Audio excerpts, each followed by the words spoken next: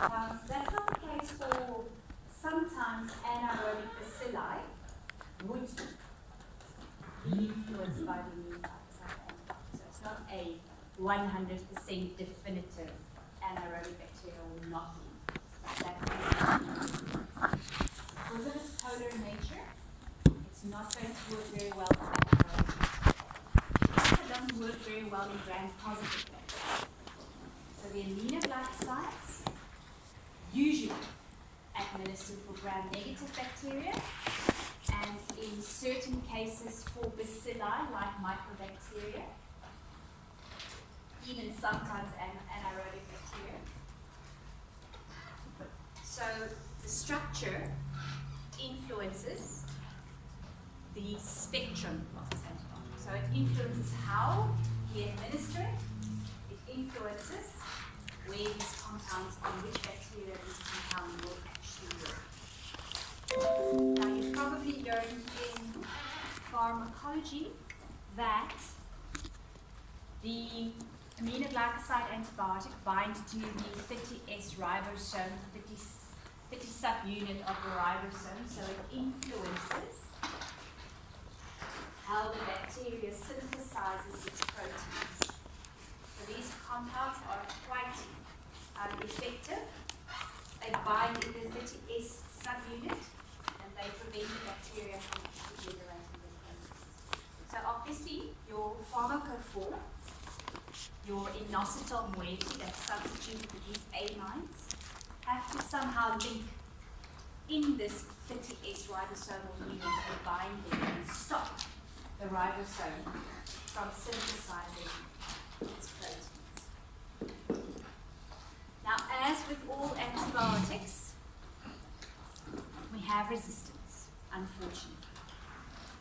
Now, the resistance that we get to the aminoglycoside antibiotics, in some cases, it's reduced recognition to take the antibiotic into the cell. In some cases, we've got increased recognition to pump them out of the cell. We call that efflux pumps. And then, more often than not, resistance is related to enzymes secreted by the bacteria itself. Can anybody give me an example of enzymes secreted by bacteria? Beta-lactamase, right, is an enzyme secreted by the bacteria that breaks down some of our beta-lactamase antibiotics. Now, in this case, we don't have a beta-lactam ring, so beta-lactamase is not going to do anything to this compound. But we have aminoglycoside acetylase. We have aminoglycoside nucleotide transferase, and we've got aminoglycoside phosphorylase. And these enzymes are secreted by the bacteria, and they're R-factor enzymes. So basically, it's the same as the beta-lactam, where these genes are located in plasmids. So the plasmids circulate around the environment of the bacteria, and any bacteria can absorb the plasmids. So if there's a bacteria that's resistant to an aminoglycoside antibiotic, it very quickly spreads to any bacteria in the environment of that bacteria. So if it's easy to spread resistance to this antibiotic, so it's very good that it is used only in a hospital environment. So if we have a look at these enzymes, let's say a bacteria secretes aminoglycoside acetylase. That causes N-acetylation. So on a amine, it will acetylate that specific amine and prevent that amine from interacting with the 30S ribosomal unit. Now, N-acetylase, or aminoglycoside acetylase, doesn't target every amine on the aminoglycoside antibiotic. These enzymes are really, really specific because they bind the aminoglycoside antibiotic in a certain position, so they will only N-acetylate a certain amine, or maybe two amines. So let's go back to a structure. So let's say we've got an acetylase enzyme that acetylates the 3 amino group. It doesn't mean that that specific enzyme will be able to acetylate the 1 amino group. It might just not get into the vicinity. So these enzymes, luckily for us, are very specific to the position.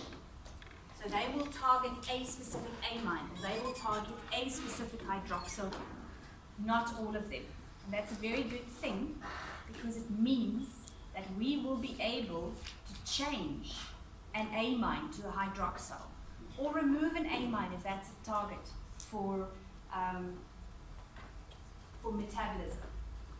As long as that compound or that specific amine or hydroxyl group is not directly involved in the bonding of this specific aminoglycoside with the 30S subunit. So we also have aminoglycoside nucleotide transferase, which causes O adenylation. So this will only target hydroxyl groups. It's O adenylation. It's not going to influence amines. It's only going to influence hydroxyl groups. And O phosphorylation. It only targets the hydroxyl. It's not going to affect the amines. So only the aminoglycoside acetylase will target the amines, and the other 2 will target the hydroxyls. Now in the exam you don't have to write out aminoglycoside acetylase every single time you use it. I'm happy for you to just call it AAC or ANT or APH, as long as I can understand what you are trying to say to me. So you'll see what happens here is you have aminoglycoside acetylase, aminoglycoside phosphorylase, and again is aminoglycoside nucleotide transferase, where it actually adds a nucleotide onto the aminoglycoside antibiotic. So and that's how these compounds develop resistance against them, is by the bacteria that actually secrete these different enzymes. So, as I've mentioned, we can actually go to this antibiotic that we've isolated and say that this specific compound is targeted by a lot of enzymes on a specific position. Let's say position X. On position X, there's a phosphorylase enzyme that will metabolize it. So if position X is not directly involved in the binding, which it likely isn't, because it's not on the pharmacophore, it's just going to bring it into position. I could take position X and I could change it to an amine, because it's phosphorylated, right? So if I put an amine in that position, the enzyme won't be able to target it. Or I can just remove that hydroxyl group in that position. So if you look at this structure, you're going to have to go and sit with it just to see exactly what's going on. In kanamycin A, let's look at X, position X. In kanamycin A, position X is a hydroxyl. In tobramycin, position X is just a hydrogen. So if I've got a bacteria that is secreting O-phosphorylase that targets that position, kanamycin will be broken down because it's got a hydroxyl in that position, so it's not going to be effective against that bacteria. But tobramycin might well be. If you look at another example, let's take Y, position Y, Y. Position Y. Okay? This position is a target for an acetylase enzyme. So N-acetylase on position Y. Position Y in tobramycin is an amine.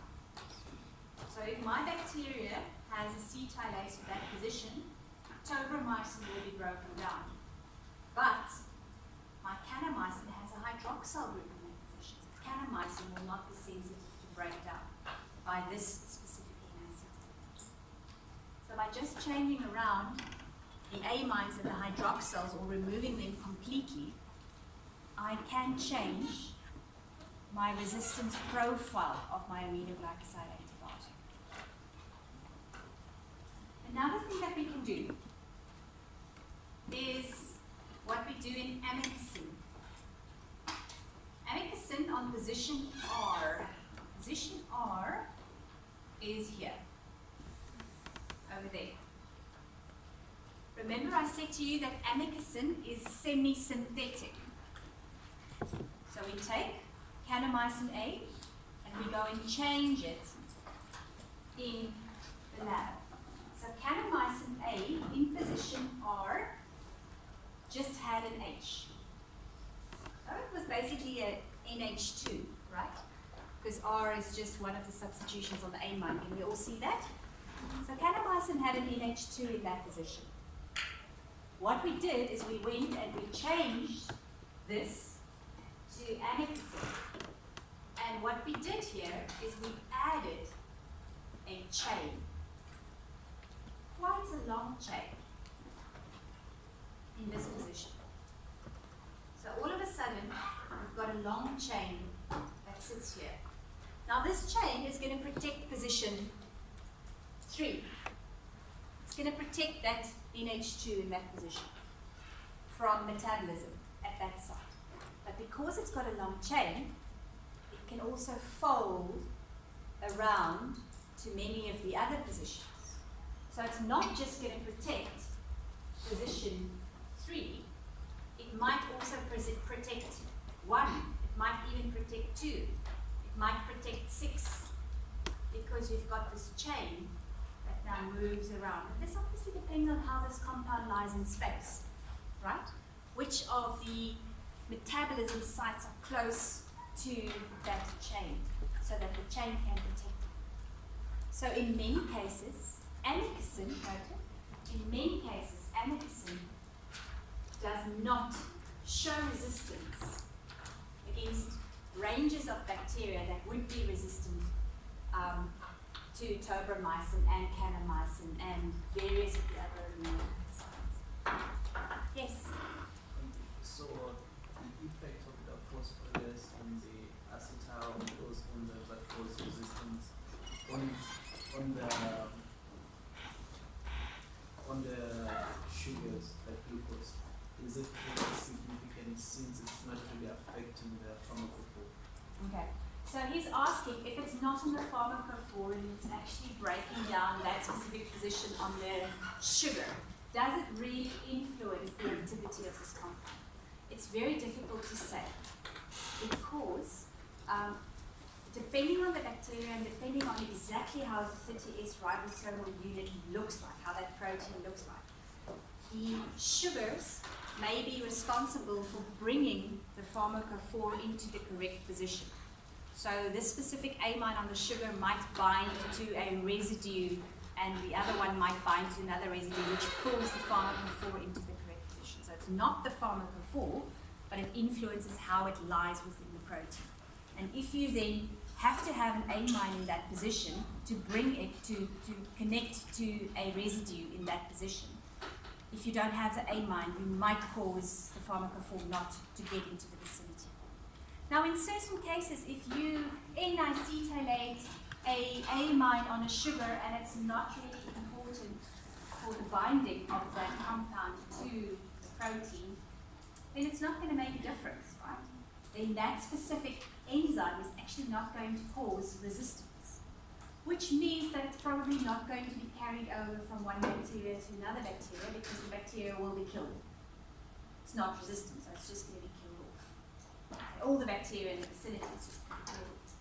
But if you have an enzyme that actually causes resistance, those bacteria that absorb the plasmid become resistant. They multiply, they generate more of the plasmids. They carry over this resistant gene. So the survival of the resistant bacteria become greater and greater, and therefore the enzyme that actually causes resistance becomes greater and greater in quantity. So the ones that don't cause resistance just die. It's just a mutation that might be a once-off thing. Never again. Okay. But for the purposes of this course, we will assume that if a position is targeted or broken down or whatever, it's actually going to influence the activity of this compound. Whether it be to the pharmacophore and binding to the specific ribosome, or whether it be to the sugars that transport this pharmacophore into the correct position. Or maybe even the recognition. Okay, never mind, that's probably not going to do that. It might change it to something that's recognized by an efflux pump, and then all of a sudden it gets efflux. So in the exam,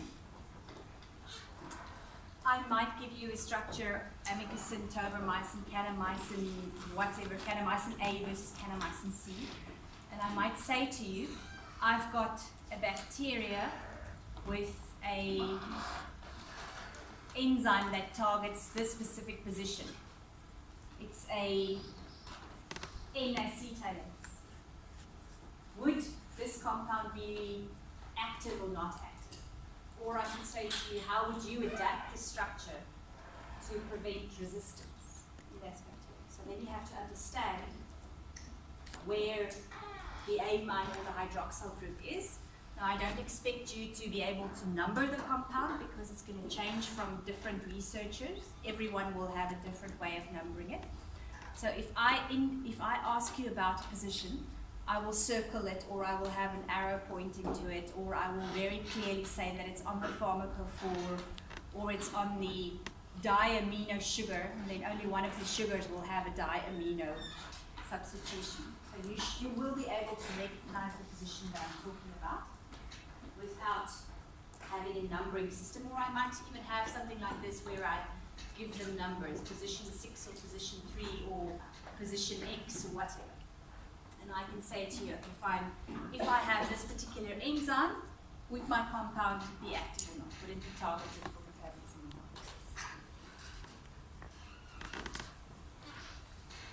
not?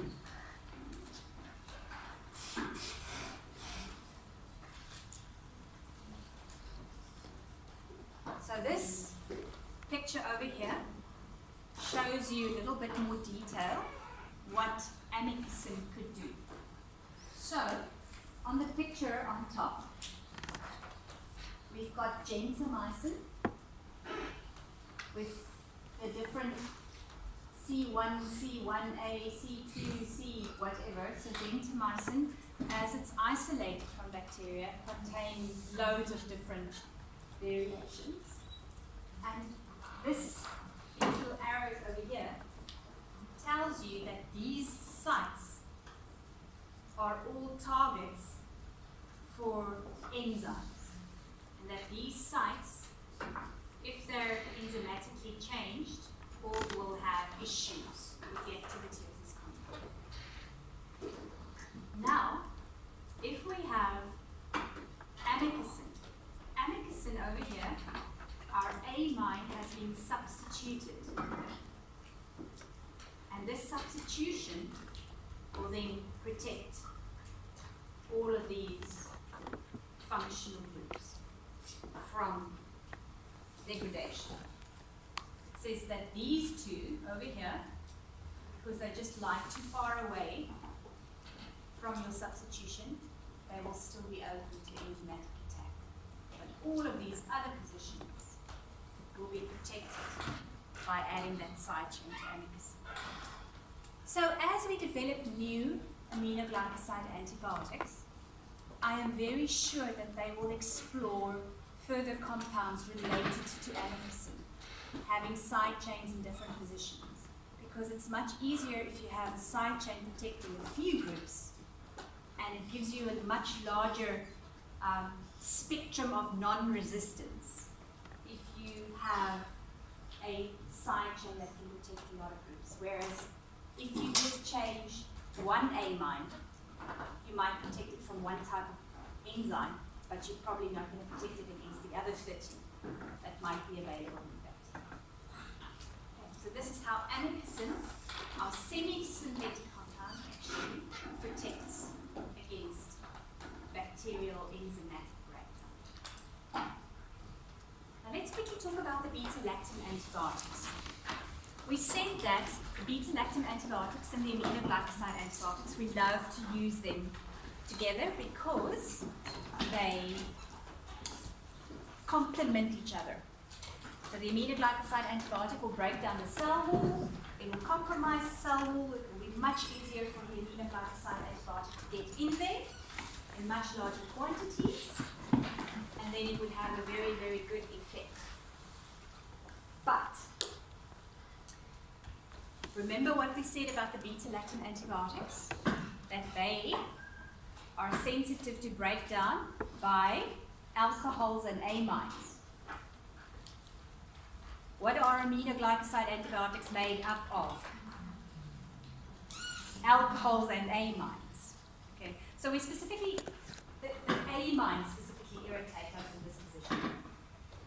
So if you have an aminoglycoside antibiotic and you co-formulate it with a beta-lactam antibiotic, or you inject it into the same compartment, or you put it into the same infusion, or whatever, your aminoglycoside antibiotic will bind to your beta-lactam antibiotic, which means that neither the beta-lactam antibiotic nor the aminoglycoside antibiotic will work in you. So you are basically deactivating both of your antibiotics. So if you want to use them together, it's fine. Use the beta-lactam antibiotic first, administer it first, preferably in a different compartment than your aminoglycoside antibiotic, and then follow that up with your aminoglycoside. Obviously, once it's injected into the system, it distributes all over. And the occasional aminoglycoside antibiotic and beta-lactam that will get into contact with each other will be broken down. But because it's distributed all over, it's not going to be significant. But if you co-formulate it, it's definitely going to be significant. If you inject your aminoglycoside antibiotic and your beta-lactam into the same IV, if you put them into the same infusion, if you inject them in the same bum, whatever, it's likely that you will have a significant breakdown because you are forcing these two compounds together and they will break down each other. But it's fine to use them together. Just think about how you're using them. Obviously, you would administer your beta-lactam antibiotic first. You might give it an hour or so to work, compromise a few bacteria, then administer your aminoglycoside antibiotic. But don't put them together. That's why they also taught you in pharmacology is that they're great, but not together. Okay. So if you study this section, I suggest that you go and look at the different aminoglycoside antibiotics that are registered in South Africa. Obviously, don't memorize the structures. Just have a look at how they differ. So, compound might have a hydroxyl in one position and the other one might have an amine. Just work through them and see how, and then just think, how would enzymes target these different positions? Take two compounds and compare them. Develop an enzyme. Ask yourself which ones will be resistant and which ones will actually be effective against specific bacteria. Understand how the physicochemical properties of the aminoglycoside antibiotics influence their use, their formulation, their administration, and also their spectrum. Because they are so water soluble, they change, or they really put us into a box on how we can use them and which bacteria will actually be sensitive to aminoglycoside interference. Questions?